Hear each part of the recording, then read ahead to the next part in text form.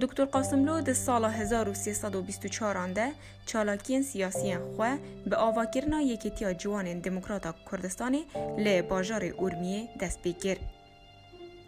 در سال 1325 ده کمارا کردستانی لی باجار مهابادی هلوشیا. هر جبروی یکی دکتر قاسملو بود ریجیدان به خواندن چوبو تهرانه. او در سال 1327 ده بر به پاریسا پیتخت ولات فرانسا بچو. گهشتنا دکتر قاسملو با پاریسی هفدن بو دگل تقگرن لشاه لزانینگه ها تهرانه. بازده ربندان 1327 آروژی بو سدما جنافچونا آزادی دموکراتیک ده سرانسر ایرانه ده. هر بوی بونه و جوینک برفره جه آلی خواندکارین ایرانی لی پاریسی بره وچو که دکتر قاسملو لدجی شاه آخافتنک تند پیشکش کرد. ده انجام ده خواندکاران پیامک نرضایتی جبو محمد رضا شاه شاندن. آخافتن دکتر قاسملو بو سدما گواشن بالیوسخانا ایرانی لی پاریسی بو سر حکومتاوی ولاتی. هر جبروی یکی دکتر قاسملو به نچاری پاریس بجیهلا. وکی یکمین بورسه ایرانی یکیتیا ناونتوی خواندکاران چو باجار پراگا پیتخت ولات چکسلواکی و گریانا دکتر قاسملو بو ایرانی و هلوشینا دولتا مصدق. ده سال 1331 ده ده اولا حکومتا ملی مصدق دکتر قاسملو پشتیوی گود زانینگه ها پراگی ده شیا لیسانس زانستیا جواکی و سیاسی ورگره و گریا ایرانی. وی دمی دنابرا حزب دموکراتا کردستان ایرانی و حزب توده ایرانی ده یکیتیان هنی هبو. دکتر قاسملو پشتی 6 ماهان انجام دانا چالاکی لی تهرانی و گریا مهابادی. اولوی به پرسرتی حزب خواه گرت استوی خواه. پشتی شورشا 28 گلاویج سال 1332 آروژی به نچاری خباتا نهینی خواه لی تهرانی و کردستانی دست بگیر. دوی هیامی ده سرپرستی روزنامه کردستانی و ارگان کمیته ناوندی حزب دموکراتا کردستان ایرانی لستوی دکتر قاسملو بو. گوتن 5 هجمار به آوای گیو و شارتی جه روزنامه کردستانی حاطبون بلاف گرن. هر دوی هیامی ده بو که دکتر قاسملو ناونده که گشتی و دیگل چالاکین حزب دموکراتا کردستان ایرانی آوا گر.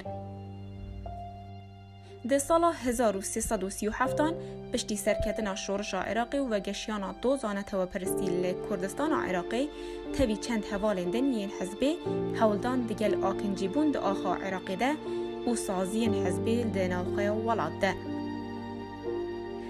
در سال 1341 آروژی دکتر قاسملو لزانینگه ها پراگ پلیا دکتوری دوار زانستا آبوری ده به دست آنی.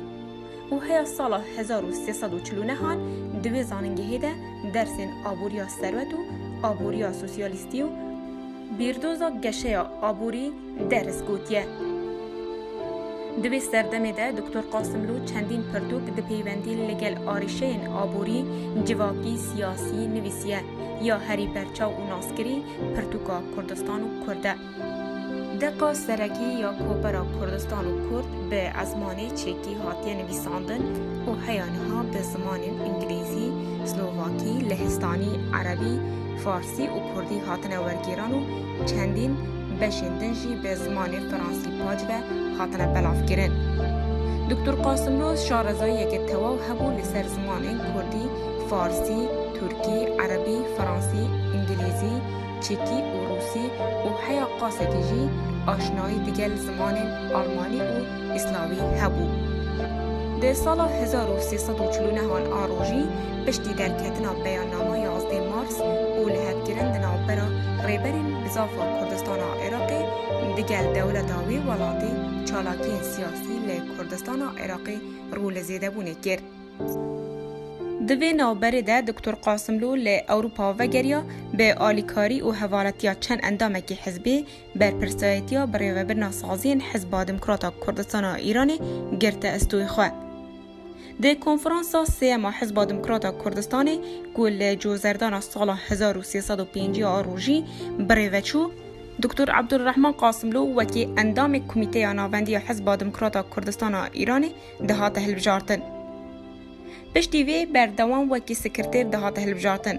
دکتر عبدالرحمن قاسملو با 18 سال وکی ریبرکی لیهاتی اوزانا بر پرسایتی یکم اداره حزب دموکرات ریبری کرد.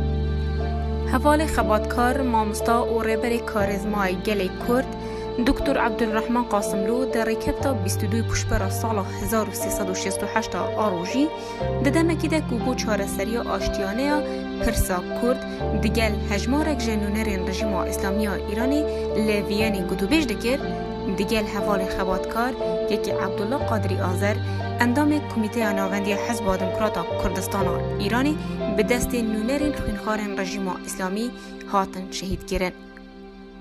دوی ترور ناجوان میرانه ده دکتر فاضل رسول کرد عراق و مامستای زانینگه لیویانی به دست تروریستان هات شهید گیرن.